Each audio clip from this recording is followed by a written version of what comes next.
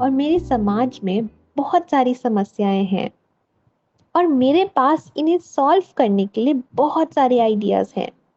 पर क्या मैं इनको सॉल्व करने में सक्षम हूँ? अगर आप भी खुद से ये सवाल पूछ रहे हैं तो ये वीडियो आपके लिए है।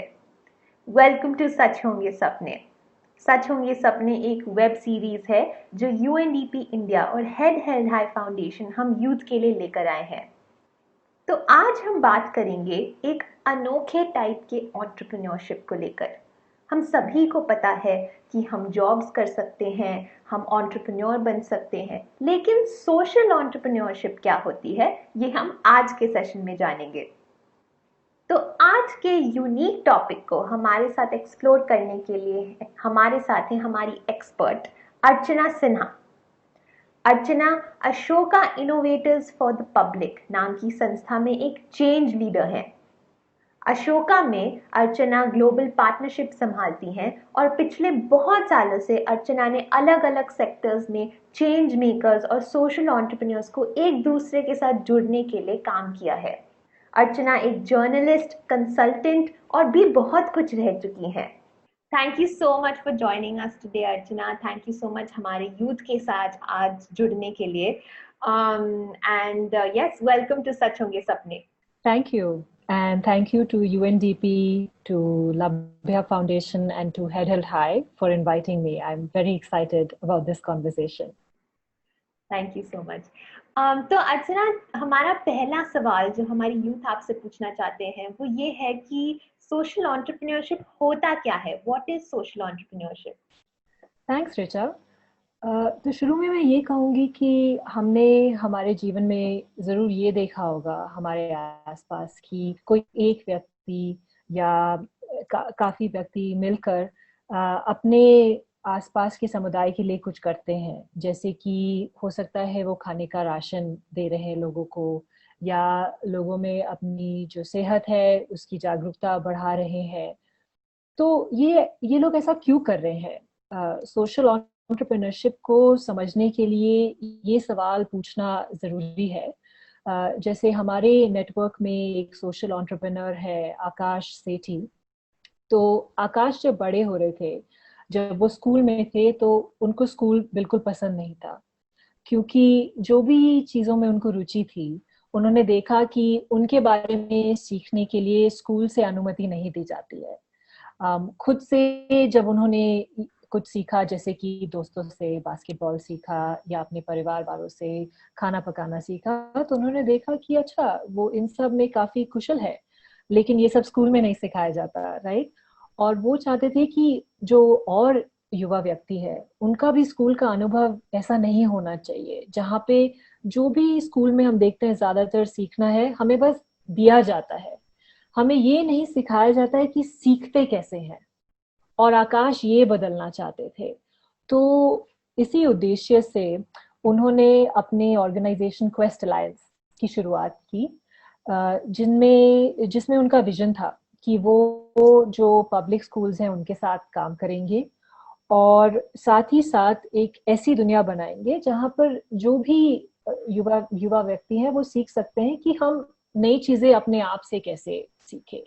क्योंकि आकाश को भी ये एहसास हुआ, और हम सब ये जानते हैं कि नई चीजें सीखना सिर्फ स्कूल तक सीमित नहीं है, ये जीवन भर चलता रहता है, राइट? तो ऐसे ही सॉर्ट ऑफ अप्रोच को बढ़ाने के लिए उन्होंने इस ऑर्गेनाइजेशन की शुरुआत की।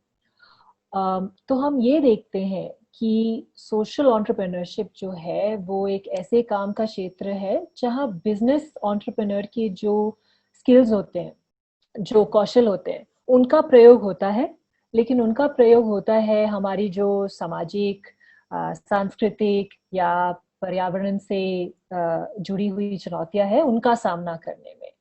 और फर्क ये भी होता है कि बिजनेस एंटरप्रेन्योर की सफलता का माप हम इस आधार पर करते हैं कि उन्होंने कितना प्रॉफिट, कितना कितना फायदा बनाया अपने लिए, अपनी ऑर्गेनाइजेशन के लिए। लेकिन सोशल एंटरप्रेन्योरशिप में आपकी जो सफलता है वो इस आधार पर मापी जाती है कि आपने समाज के लिए क्या लाभ, क्या पॉजिटिव रिटर्न दिलाया। तो ये फर्क है। और एक चीज समझना जरूरी है कि सोशल एंटरप्रेन्योरशिप के पीछे आपके और मेरे जैसे साधारण लोग हैं जिनको ये विश्वास है कि जो भी समस्या है उनके समुदाय में उसका हल ढूंढा जा सकता है। और उनको ये भी विश्वास है कि पहले जो हम सोचते थे कि जो बड़ी बड़ी समस्याएं हैं उनका हल सिर्फ सरकार या सिर्फ बड़ी इंडस्ट्रीज निकाल सकती हैं, ये सच नहीं है। आज हम देखते हैं कि साधारण लोग भी इनका हल निकाल सकते हैं। तो हम देखते हैं कि सोशल एंटरप्रेन्योर जो है वो खुद तो अपने काम के थ्रू इन सारी समस्याओं का हल ढूंढते हैं, साथ ही साथ वो अपने आसपास जो लोग हैं उनकी भी क्षमता बढ़ाते हैं कि वो अपनी जो उनके समुदाय में जो भी समस्याएं देख रहे हैं वो उनका समाधान कैसे करें। तो ये हमने देखा है सोशल एंटरप्रेन्योरशिप में काफी महत्वपूर्ण चीज है। और इस अप्रोच से क्या होता है कि जो भी हमारी समाज में इनइक्वालिटी या समानता है, जो पावर डायनामिक्स उसके पीछे हैं, उनमें भी बदलाव आने लगता है। तो ये हमने देखा है कि काफी अलग चीज है सोशल एंटरप्रेन्योरशिप में। थैंक यू हमें ये बताने के लिए कि सोशल एंटरप्रेन्योरशिप और सोशल एंटरप्रेन्योर्स वो लोग होते हैं जो साधारण लोग ही होते हैं, लेकिन वो खुद से आगे बढ़कर जो समुदायों में समुदाय में जो समस्याएं होती हैं उनको सॉल्व करने के लिए, उनको एड्रेस करने के लिए कदम उठाते हैं। एक और चीज जो आपने मेंशन करी अर्चना, वो ये थी कि जो बिजनेसेस होते हैं या जो जो अलग अलग व्यापार होते हैं उसमें सक्सेस को बहुत आसान तरीके से हम माप सकते हैं, प्रॉफिट को देख करके या किसी की सैलरी को देख करके। और अभी तक भी हमारे सभी सच होंगे सपने के जो सेशंस हुए हैं उसमें हमने सेक्टर स्पेसिफिक सेशंस किए हैं जहाँ पर हम जान पाए कि हर सेक्टर में एंटरप्रेन्योरशिप, बिजनेस या फिर जॉब की क्या क्या अपॉर्चुनिटीज है। लेकिन सोशल एंटरप्रेन्योरशिप थोड़ा अलग है, जैसे कि आपने अभी शेयर करा। तो सोशल एंटरप्रेन्योरशिप में जो हमारे आज के यूथ है वो किस तरीके से करियर अपॉर्चुनिटीज देख सकते हैं?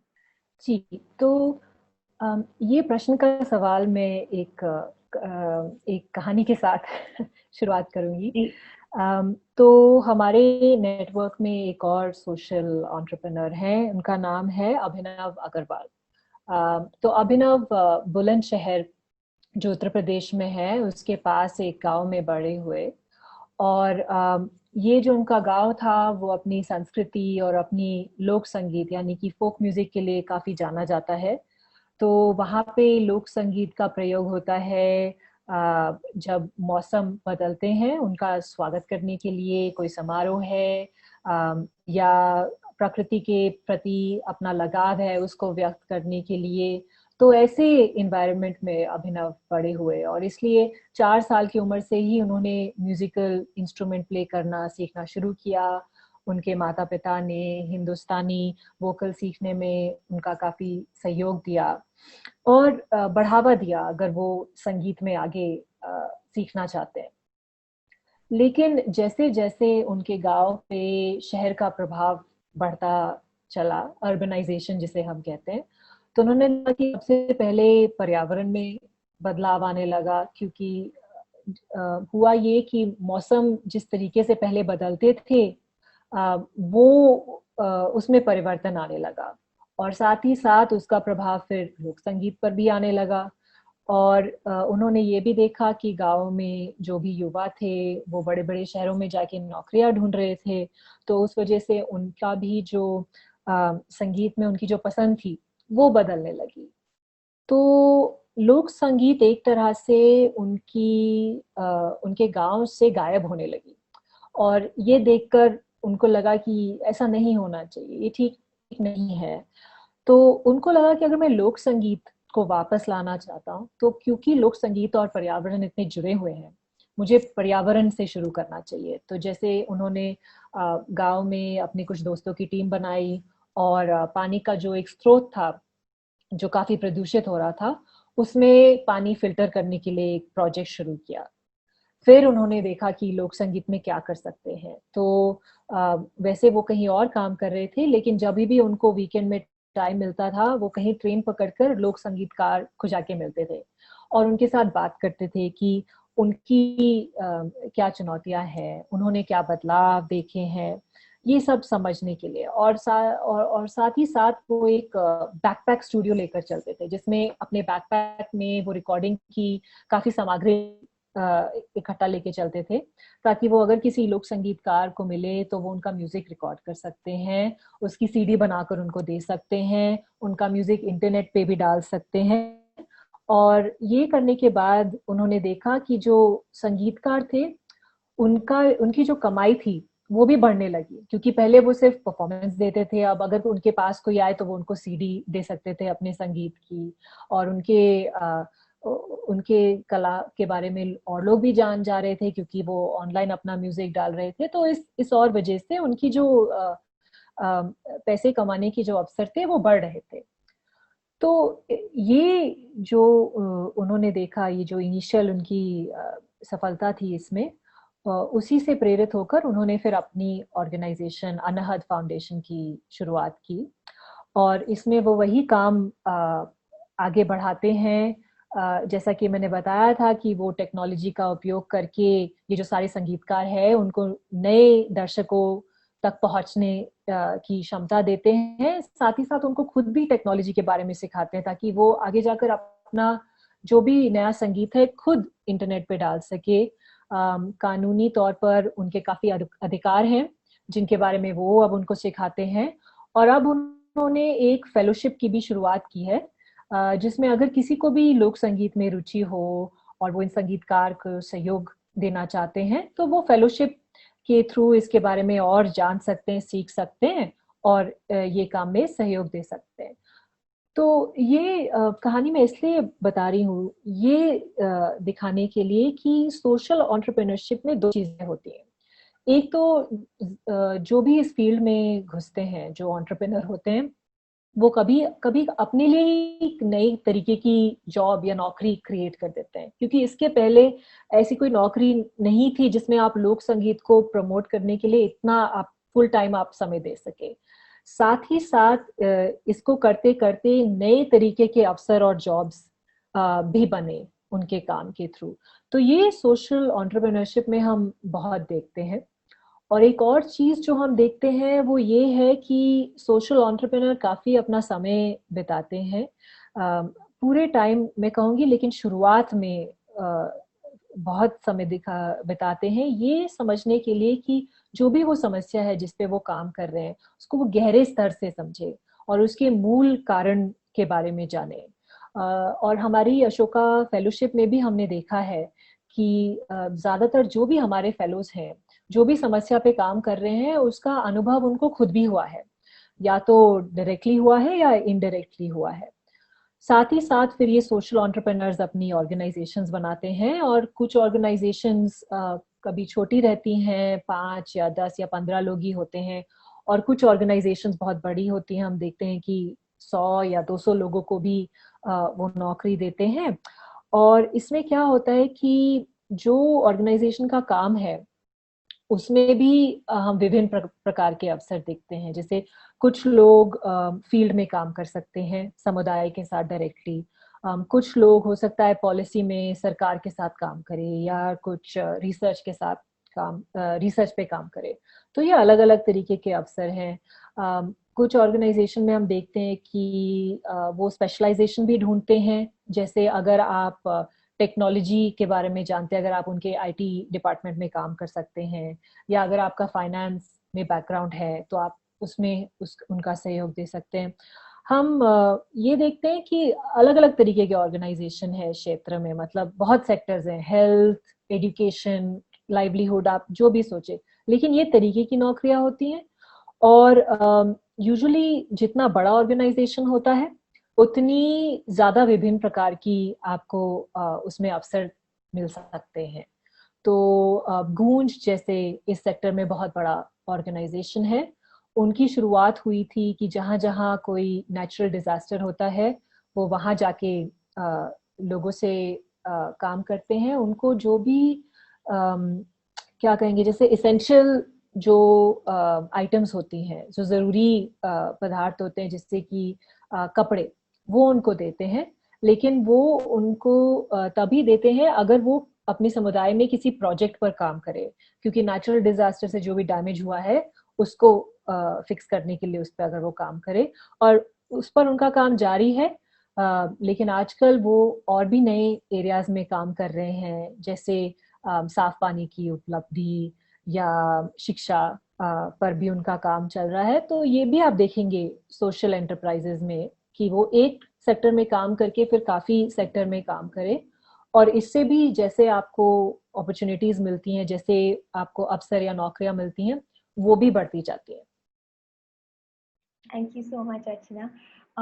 थैंक यू सो मच हमें इतनी सारी इतनी इंसाइटफुल और ज़रूरी इंफॉर्मेशन देने के लिए। मेरा अगला सवाल आपसे ये है अर्चना कि आपने कहा कि सोशल एंटरप्रेन्योरशिप बहुत सारे अलग अलग करियर्स को मिला के भी बन सकता है, आप खुद का रोल खुद डिफाइन कर सकते हैं, और सोशल एंटरप्रेन्योर्स भी बहुत सारे जॉब्स जनरेट कर सकते हैं। तो सोशल एंटरप्रेन्योर बनने के लिए क्या कोई स्पेसिफिक स्किल्स हैं, कोई ऐसी चीजें हैं जो हमारे यूथ प्रैक्टिस कर सकते हैं या अपने आप पर काम कर सकते हैं एक अच्छा सोशल एंटरप्रेन्योर बनने के लिए? Thank you. तो सोशल एंटरप्रेन्योरशिप में जो स्किल्स चाहिए होते हैं, जो कौशल चाहिए होते हैं, वो या तो विभिन्न प्रकार के होते हैं या बहुत स्पेसिफिक भी हो सकते हैं। सोशल एंटरप्रेन्योर्स जो हैं उनका उनके दिमाग में कोई विचार होता है, उसी वजह से उन्होंने अपना ऑर्गेनाइजेशन आयोजित किया होता है, तो वो तो ज़रूरी होता ही है। साथ ही साथ और भी स्किल्स हैं जिनकी ज़रूरत होती है। एक है एम्पैथी या समानुभूति, लीडरशिप यानी कि नेतृत्व, क्रिएटिविटी यानी कि रचनात्मकता, और प्रॉब्लम सॉल्विंग यानी कि समस्याओं को सुलझाने की क्षमता। तो सबसे महत्वपूर्ण चीज़ है कि अगर आप इस सेक्टर में काम कर रहे हैं तो आप अपने आसपास जो लोग हैं उनको अपने साथ मिलाकर एक टीम बना सके, और उस टीम के साथ आप दूसरों को ये विश्वास दिला सके कि आप जिस समाधान को करना चाहते हैं, आपने जो हल सोचा है, उससे वो भी थोड़े प्रेरित हो जाए, उनको भी लगे कि ये कोशिश करने लायक है या इसमें जुड़ने लायक है, और आसपास के जो भी साधन हैं आप उनका पूरी तरीके से उपयोग कर सके। तो हर सोशल एंटरप्रेन्योर को ये स्किल चाहिए होते हैं। मैंने पहले समानुभूति की बात की, और वो इसलिए की क्योंकि हमारे सेक्टर में और आजकल हर सेक्टर में ये जरूरी है कि आप कोई भी विषय को दूसरों के नजरिए से समझ सके और फिर उसको अपने काम में किसी तरह जोड़ सके, और हमारे सेक्टर में तो हम ये बहुत देखते हैं। साथ ही साथ आपको हमेशा अपनी जो क्रिएटिविटी है, जो रचनात्मकता है, उसको बढ़ावा देना है, क्योंकि हमारे समाज में आज इतनी समस्याएं हैं कि अगर हमको इनको किसी नए तरीके से इनका हल निकालना है तो उसके लिए रचनात्मकता बहुत ही आवश्यक है। और हम ये भी देखते हैं कि किसी ने अपने ऑर्गेनाइजेशन की शुरुआत एक टाइम पे की होगी जब उनके सेक्टर में एक तरीके की प्रॉब्लम थी या समस्या थी, और करीबन 5 या 10 साल बाद वो एक अलग तरीके से बदल जाती है। अब किसी भी सेक्टर को ले लीजिए, आप शिक्षा को ही देख लीजिए, एक तरीके से हाँ कुछ ऐसी चीजें हैं जो 10 साल पहले भी थी अब भी हैं, बट कुछ नई भी चुनौतियां हैं जो शायद 10 साल पहले नहीं थी। तो उनके साथ आपको हमेशा बदलते रहना, हमेशा अपना आपका जो अप्रोच है वो भी बदलते रहना बहुत जरूरी है। और नेतृत्व की जब हम बात करते हैं सोशल एंटरप्रेन्योरशिप सेक्टर में, तो वो हम थोड़ी अलग तरीके से बात करते हैं, क्योंकि नॉर्मली अगर आप लीडरशिप की बात करें तो कोई सोचता है कि अच्छा इसका मतलब हुआ कि जो भी मैं कहूँगा सबको करना पड़ेगा, मैं सबका बॉस बनूंगा या बनूंगी। पर इस सेक्टर में यूजुअली आप इस तरीके से काम नहीं करते हैं।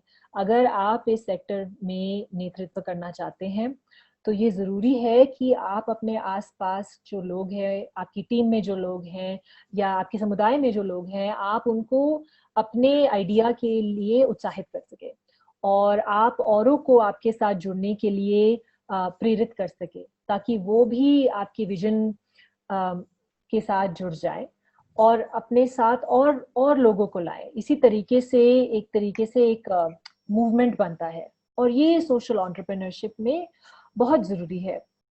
तो ये जो भी मैं बता रही हूँ, आप देख रहे होंगे कि ये काफी जनरल है, और वो इसलिए भी है क्योंकि हम जो सेक्टर में देख रहे हैं वो ये है कि आजकल काफी ज्यादा जो लोग थोड़े जनरलिस्ट हैं, जिनको हम कहेंगे, जो जैसे मैं पहले कह रही थी, विभिन्न प्रकार के जो विषय हैं उनके बारे में जानते हैं, विभिन्न प्रकार की के कौशल हैं, ऐसे लोगों को ऑर्गेनाइजेशंस इस सेक्टर में ढूंढ रहे हैं, और उनकी डिमांड बहुत है सेक्टर में। और अगर आप इस सेक्टर में काम करने के लिए सोच रहे हैं, तो ये बहुत ज़रूरी है कि जैसा हमने समानुभूति के बारे में कहा, और ये लोगों को प्रेरित करने वाला जो नेतृत्व है, उस पर आप और ज़्यादा ध्यान दें। थैंक यू सो मच अर्चना। अर्चना, आपने एंटरप्रेन्योरशिप की बात की, अब आते हैं इंट्राप्रेन्योरशिप पे, जो एक उभरता हुआ फील्ड है, एक उभरता हुआ स्किल है, जो बहुत सारे यंग लोग एक्सप्लोर कर रहे हैं। आज भी हमारे साथ जो यूथ जुड़े हुए हैं, वो इंट्राप्रेन्योरशिप की तरफ देख रहे हैं। तो can you tell us a little bit more about intrapreneurship, और ये स्किल कैसे डेवलप किया जाए, कैसे जो एग्जिस्टिंग ऑर्गेनाइजेशंस हैं उसमें अपने स्किल्स लेकर कुछ नया स्टार्ट किया जाए? तो एक इंट्राप्रेन्योर वो होता है जो एक ऑर्गेनाइजेशन की तरह एंटरप्रेन्योर की तरह सोचता है और काम करता है।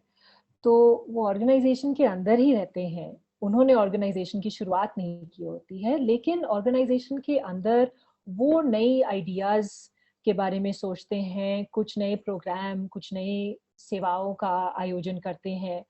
और ये जो इंट्राप्रेनर्स हैं, उनमें देखा है हमने कि वो काफ़ी प्रोएक्टिव होते हैं, वो काफ़ी संचलित होते हैं, बहुत रचनात्मक होते हैं। और इंट्राप्रेनर्स में ये खूबी है कि अगर उन्हें कुछ करना होता है, तो वो किसी और की अनुमति का इंतज़ार नहीं करते। उनके पास एक आइडिया होती है, वो उनको लगता है कि ऑर्गेनाइजेशन की मिशन और विजन के साथ जुड़ सकती है, और वो उस पर काम करना शुरू कर देते हैं। तो जैसे व्यवहारिक रूप पे ये कैसा दिख सकता है, तो एक व्यक्ति है जिनको हम जानते हैं, उनका नाम है डॉक्टर पवित्रा मोहन, और वो एक बहुत बड़ी एनजीओ के साथ काम कर रहे थे काफी साल पहले, आजीविका ब्यूरो के नाम से। आजीविका जो है वो उनका काम है कि जो ये माइग्रेंट वर्कर्स हैं, जो ये प्रवासी श्रमिक हैं, उनको वो अलग अलग सेवाएं उपलब्ध कराती हैं, क्योंकि जहाँ पे भी उनका गांव है, जब वो वहां से उसको छोड़कर किसी नई जगह पर जाते हैं, ज्यादातर शहरों तक जाते हैं, तो जो सुविधाएं उनको अपने गांव में उपलब्ध थी, वो शायद शहर में नहीं मिले। अब तो ये आजीविका ब्यूरो का काम है। और जब पवित्र वहाँ काम कर रहे थे, तो उन्होंने देखा कि काफी सेवाओं की जरूरत होती है, जिसमें से एक है अपनी सेहत की देखभाल की सेवा, हेल्थ हेल्थ केयर सर्विस। और ज्यादातर ये होता था कि जो भी मेन क्लिनिक होती थी, वो जहाँ पर ये श्रमिक रह रहे थे, वहां से काफी दूर थी। तो पवित्र ने सोचा कि क्यों ना जो नॉर्मली हम क्लिनिक्स देखते हैं, उनको नर्सेस के नेतृत्व के नीचे शुरू करें, जो थोड़ी छोटी क्लिनिक्स होंगी, लेकिन जहाँ पे भी ये श्रमिक रह रहे हैं उनके थोड़े और पास रहेंगी। और फिर उनको जो सुविधाएं हैं अपनी सेहत की देखभाल के लिए, वो थोड़ी और आसानी से मिल जाए। और इससे क्या हुआ कि सुविधा तो मिली ही लोगों को, साथ ही साथ एक नई तरीके की नौकरी का अवसर भी शुरू हुआ इन क्लिनिक्स के स्थापित होने से। तो पवित्रा की जो कहानी है, वो एक बहुत ही अच्छा उदाहरण है कि एक इंट्राप्रेन्योर कैसे काम करता है, जैसे उन्होंने आजीविका ब्यूरो में काम किया। क्योंकि जो मैंने बताया, वो काम करने के लिए ऑब्वियसली उनको अपने कलीग्स को उत्साहित करना पड़ा, जो ऑर्गेनाइजेशन थी उनके साधन का उपयोग करना पड़ा, और फिर काम करना पड़ा इसको सॉर्ट ऑफ कंप्लीट करने के लिए। तो इस वजह से आज ऑर्गेनाइजेशन की भी इम्पैक्ट बढ़ चुकी है। तो अगर मैं कहूँगी कि वो कौन सा एक स्किल है जिस वजह से कोई सोशल एंटरप्रेन्योरशिप सेक्टर में काम कर सकता है, तो वो है इंट्राप्रेन्योरशिप। और ऑर्गेनाइजेशंस हमेशा ऐसे लोगों को ढूंढ रही होती हैं जो इंट्राप्रेन्योर्स हो सकते हैं, क्योंकि जैसे मैं पहले बोल रही थी, समस्याएं बदलती रहती हैं। तो हर एक ऑर्गेनाइजेशन की जो प्रोग्राम्स हैं, जो सेवाएं हैं, उनको भी बदलना रहता है ताकि वो रेलेवेंट रह सके जो भी समुदाय है उनके लिए। और इनको बनाने के लिए, इनके बारे में सोचने के लिए इंट्राप्रेन्योर्स की जरूरत होती है, बिकॉज ये सिर्फ उस ऑर्गेनाइजेशन के जो सीईओ हैं या फाउंडर हैं, वो सिर्फ उनका काम नहीं है। तो इसमें स्पेशली युवाओं के लिए काफी अवसर है अपना योगदान देने के लिए। और ये जो स्किल है, ये जो कौशल है, उसको डेवलप करने के लिए बहुत तरीके हैं। पर कुछ चीज़ें जो इसको डेवलप करने में आपकी मदद करेंगी, उनके बारे में मैंने जैसे पहले भी बोला था। एक तो है समानुभूति। अगर आप समुदाय में लोगों के नज़रिए को समझने की कोशिश नहीं कर रहे हैं, तो आप सोच नहीं पाएंगे कि क्या नया करना चाहिए, टीम कैसे बनाना है अपने आसपास, वो सीखना बहुत ज़रूरी है। क्योंकि अकेले कुछ करना कुछ समय तक आप कर सकते हैं, लेकिन अगर सही में आपको बहुत लोगों तक पहुंचना है, तब एक टीम के साथ काम करना बहुत ज़रूरी है। और फिर समस्या का समाधान ढूंढने की भी क्षमता आप में होनी चाहिए। आपके जीवन में अभी आप हर दिन उसको प्रैक्टिस कर ही रहे हैं, तो उसको और बढ़ावा दें। और फिर नेतृत्व, जिसके बारे में मैंने बात किया था, और वो एक प्रेरित तरीके का नेतृत्व जरूरी है। अगर आप इन सब को बढ़ावा देंगे, तो आगे जाके आप किसी भी सोशल एंटरप्राइज में या किसी भी सेक्टर में काम कर सकेंगे और आपको बहुत अवसर मिलेंगे। Thank you so much Archana, हमारे यूथ को ये इंस्पिरेशन देने के लिए और ये सारी इंफॉर्मेशन और थॉट शेयर करने के लिए। अर्चना, मेरा अगला सवाल आपसे ये है कि अपने आप को सोशल एंटरप्रेन्योरशिप के लिए तैयार करने के लिए हमारे यूथ क्या कर सकते हैं?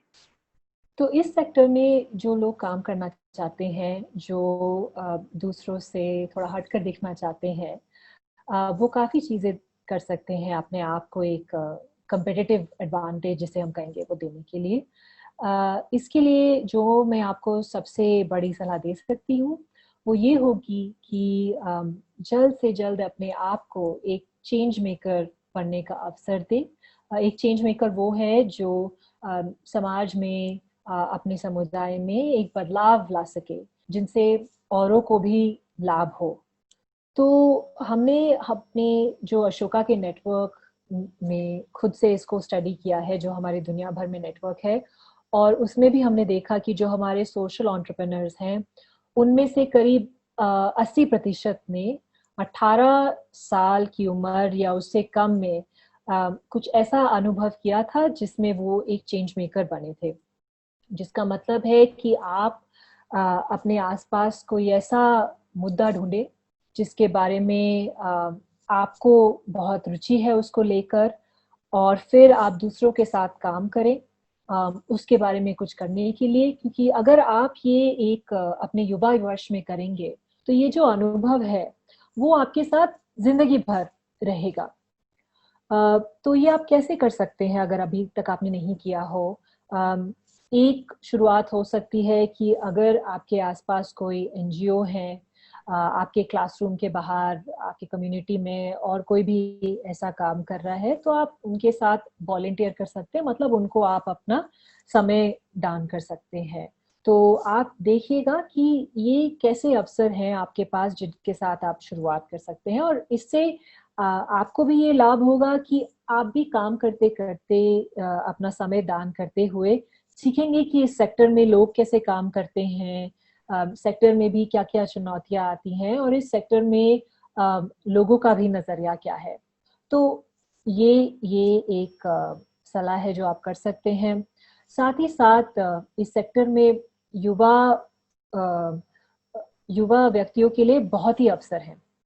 काफ़ी फेलोशिप्स हैं, जैसे कि एक SBI youth for India fellowship है, टीच फॉर इंडिया फेलोशिप है, जो इनके बस 2 उदाहरण हैं। आई एम श्योर कि आपके आसपास भी और ऐसे अवसर होंगे। अगर हम SBI youth for India fellowship को देखें तो ये उनके लिए है जो ग्रामीण विकास में रुचि रखते हैं, क्योंकि इस फेलोशिप के अंदर आप एक ग्रामीण क्षेत्र में जाकर किसी NGO के साथ काफी समय तक काम करते हैं और उस गांव या जो गांव का समूह है उसको विकसित करने में आपका सहयोग होता है। तो अगर आप ऐसे फेलोशिप में भाग लेंगे तो आप भी इसके थ्रू काफी नए कौशल सीखेंगे और आप अपने नेटवर्क को भी बढ़ा सकेंगे आगे जाके, अगर आप इस सेक्टर में काम करने के बारे में सोच रहे हैं।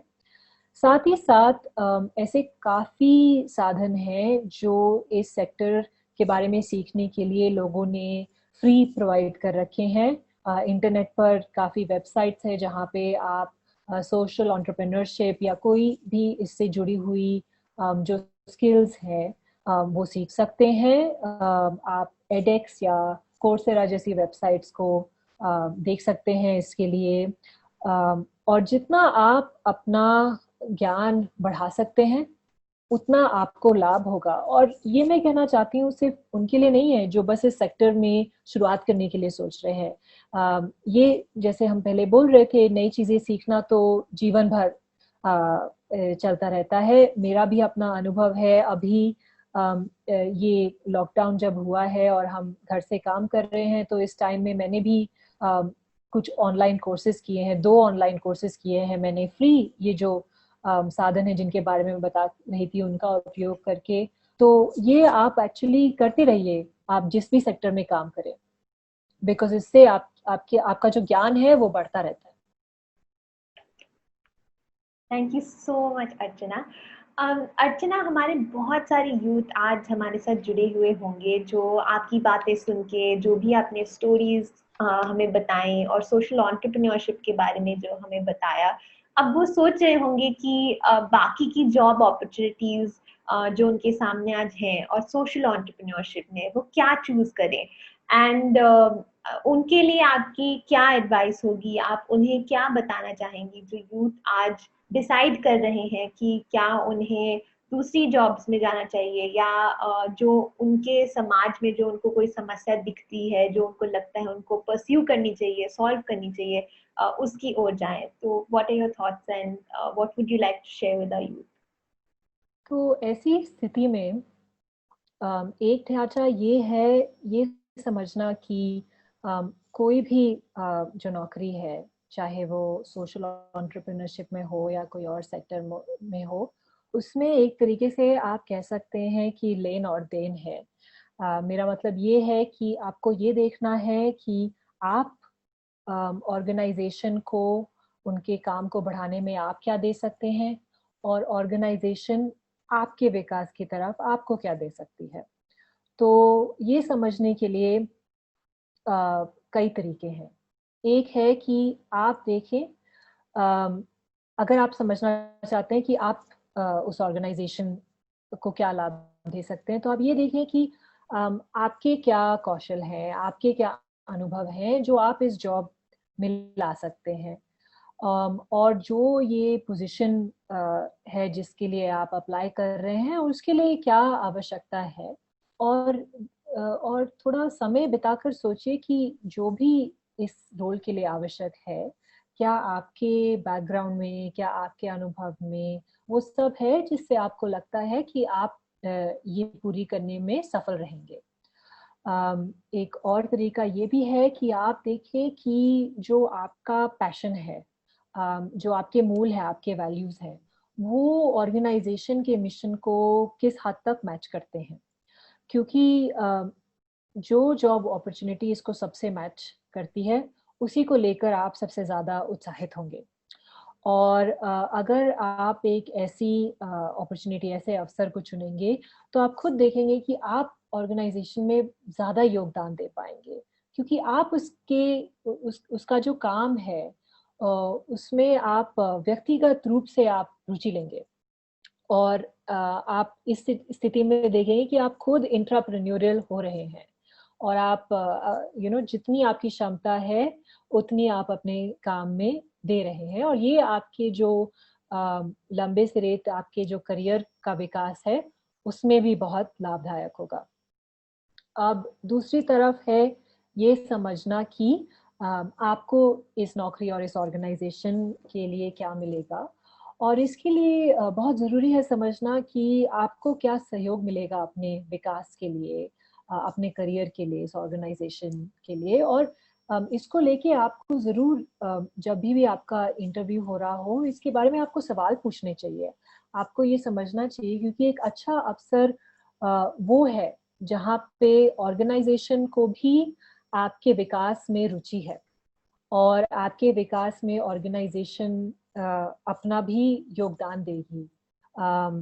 जैसे कि जिनके साथ आप काम कर रहे हैं वो आपको मेंटोर करेंगे, आपको कुछ नया सीखने का अवसर देंगे। ऐसे ऐसे अपॉर्चुनिटी को आपको ढूंढना चाहिए, ऐसे ऑर्गेनाइजेशन के लिए आपको काम करना चाहिए। और अपने आप से ये पूछना चाहिए कि मुझे क्या लगता है, क्या मुझे ये विश्वास है कि इस ऑर्गेनाइजेशन में काम करके मुझे व्यक्तिगत रूप से और प्रोफेशनली अपने विकास में सहयोग मिलेगा।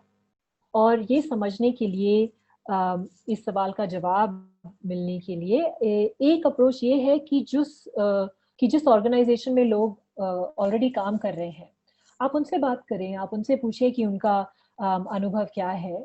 आप गहरे स्तर पर उस ऑर्गेनाइजेशन को समझिए, और ये भी समझिए कि अगर आप वो रोल लेंगे तो आपकी क्या क्या जिम्मेदारियां होंगी, आप ऑर्गेनाइजेशन में कहाँ फिट करेंगे, क्योंकि ये समझना भी बहुत महत्वपूर्ण है। और मैं ये भी कहूंगी कि वैसे मैंने कहा कि आप कितना सीख सकते हैं, ऑर्गेनाइज आपको कितना दे सकती है, पर ये ऑर्गेनाइजेशन में आप ना भी काम कर रहे हो तो भी सच है कि मतलब आपको हमेशा कुछ नया सीखना पड़ेगा, आपको हमेशा योगदान देने के लिए नए तरीके ढूंढने पड़ेंगे, और आपको सहयोग देने के लिए भी विभिन्न विभिन्न प्रकार के लोग और अवसर मिलेंगे जो आपको ढूंढने चाहिए। मैं अशोका में काफी सालों से काम कर रही हूँ, पर अभी भी मैं सोचती हूँ कि वो कौन से व्यक्ति हैं जिनसे मैं कुछ सीख सकती हूँ, या वो कौन सा ऑर्गेनाइजेशन है जिसके काम से शायद मेरे अपने काम में कुछ नया किया जा सकता है। तो ये जीवन भर भी चलता रहता है। ऐसे में सोशल एंटरप्रेन्योरशिप क्यों इम्पोर्टेंट है? क्यों इम्पोर्टेंट है कि हमारे यूथ सोशल एंटरप्रेन्योरशिप को अपनाएं, इस स्पेस में एंटर करें और परस्यू करें? तो हम देखेंगे कि जैसा आपने कहा, दुनिया में बहुत बदलाव हो रहे हैं आजकल। हम ये भी कह सकते हैं कि हमारा जो ये वार्तालाप चल रहा है, जैसी दुनिया थी हमारे वार्तालाप शुरू होने के एकदम पहले, और अभी जो जो दुनिया है उसमें भी काफी बदलाव आया होगा। तो वो आज हमारी जो दुनिया है ये उसकी वास्तविकता है, और उसमें हमेशा परिवर्तन होता ही रहता है।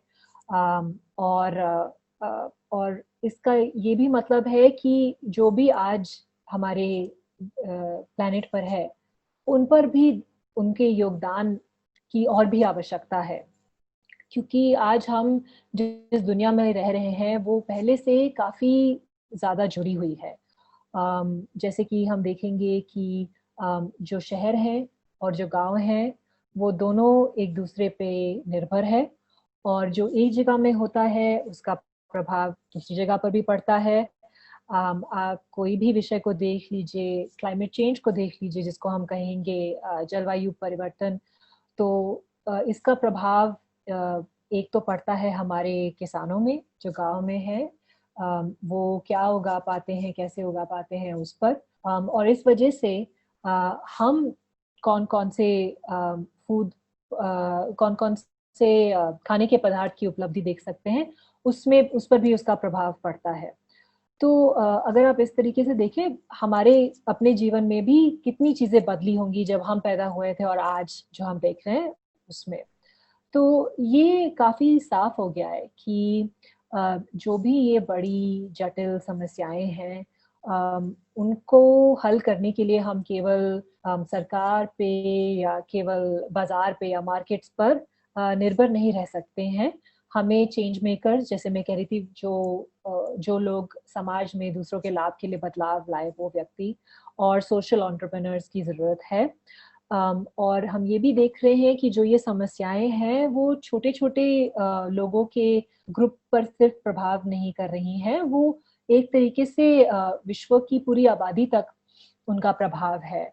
तो इसलिए भी बहुत ज़रूरी है कि जो भी व्यक्ति हैं वो अपना समय दें ये सोचने के लिए कि हम इन समस्याओं का हल कैसे निकाल सकते हैं। हम एक दूसरे के साथ ये जो कम्युनिटी है, समुदाय है, वो कैसे बना सकते हैं, और सोशल एंटरप्रेन्योरशिप के थ्रू या किसी भी तरीके से कैसे हमारा योगदान आ सकता है। और हम देख रहे हैं आज की जो भी प्रॉब्लम्स हैं, उसमें सोशल एंटरप्रेन्योर्स और उनके नेटवर्क मिलकर काम कर रहे हैं उनका सामना करने के लिए। इसका एक उदाहरण है किरणबीर सेठी, जिनका रिवरसाइड स्कूल है, और उन्होंने एक मूवमेंट की भी शुरुआत की है जिसका नाम है डिज़ाइन फॉर चेंज। तो किरण जब एक पेरेंट बनी तो उन्होंने रियलाइज किया कि जब तक उनके बच्चे बड़े होंगे तब काफ़ी बड़े बड़े प्रॉब्लम्स भी होंगे, समस्याएं भी होंगी दुनिया में। और स्कूल्स में जो वो पढ़ रहे हैं, उनको इसके लिए तैयार नहीं किए जा रहा है इस भविष्य के लिए। तो उन्होंने सोचा कि कैसे बच्चों को हम, जो बड़े होकर वो जिन समस्याओं का सामना करेंगे, उनको अपने बचपन से ही हम उनको कैसे तैयार करें इनका सामना करने के लिए। कैसे उनकी, वो कहती है, इनकी आई कैन सुपर पावर, यानी कि मैं कर सकता हूँ या कर सकती हूँ, सुपर पावर को कैसे उभरने दे। तो किरण का ये भी विश्वास है कि अगर बच्चों को ही यही प्रॉब्लम्स का अनुभव होगा तो फिर इनके जो समाधान है वो भी बच्चों से ही आएंगे। तो उन्होंने एक मॉडल डेवलप किया डिज़ाइन फॉर चेंज के थ्रू, और इसमें सबसे पहले बच्चों को बताया जाता है कि आप प्रॉब्लम को फील करें, आप अपने नज़रिए से देखें, दूसरों से भी बात करें, कोई भी इशू हो उसके बारे में समझें। फिर आप खुद से इनकी जो सॉल्यूशंस है, जो समाधान है, उनकी कल्पना करें, बच्चों के साथ टीम में काम करके। उसके बाद उनमें से एक या दो जो आपकी आइडियाज हैं उनको आप जाके आपके आसपास इम्प्लीमेंट करके दिखाएं, एक्शन लेके आप कोशिश करें। और फिर वापस आकर जो भी आपका इसमें अनुभव रहा है वो और बच्चों के साथ शेयर करें और दुनिया में औरों के साथ शेयर करें। तो आज जो दुनिया है उसमें मतलब हजारों और किरण जैसे लोगों की जरूरत है, क्योंकि प्रॉब्लम्स हर सेक्टर में है, भले ही वो हेल्थ केयर में हो, एजुकेशन में हो, लाइवलीहुड्स में हो, विभिन्न प्रकार के सेक्टर में हो। और अगर किरण ने हमें कुछ दिखाया है वो ये है कि लोगों को, स्पेशली जो हमारे युवा पीढ़ी है, उनको आगे बढ़कर इस इसमें योगदान देना है, ये बदलाव लाने में उनको ये देखना है कि वो कैसे इसके तरफ एक कदम ले सकते हैं। और जो भी ये देख रहा है, मैं आपसे ये भी पूछना चाहूंगी कि आप भी अपने आप से पूछते रहिए कि आप क्या किरण की तरह एक नई धारणा, एक नई आइडिया भी समाज में ला सकते हैं, क्योंकि ये जरूरी है। अर्चना, अब हम अपने नेक्स्ट सेगमेंट में चलते हैं जो है मिथ बस्टिंग। यानी कि वो सेगमेंट जहां पर हम जो भी हमारा सेक्टर है या स्पेस जिसको हम आज एक्सप्लोर कर रहे हैं उसके रिलेटेड जो हमारी गलत फहमियां होती है या कुछ चीजें जो आप क्लैरिफाई करना चाहेंगी सोशल एंटरप्रेन्योरशिप के अराउंड, उनके बारे में बातचीत करते हैं।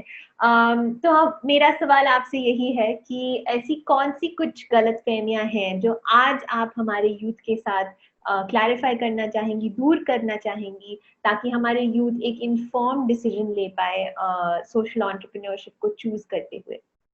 सबसे पहला मिथ तो ये है कि सोशल एंटरप्रेन्योरशिप का मतलब है कि आप एक सोशल बिजनेस चलाएं, जिसका एक राजस्व या रेवेन्यू हो।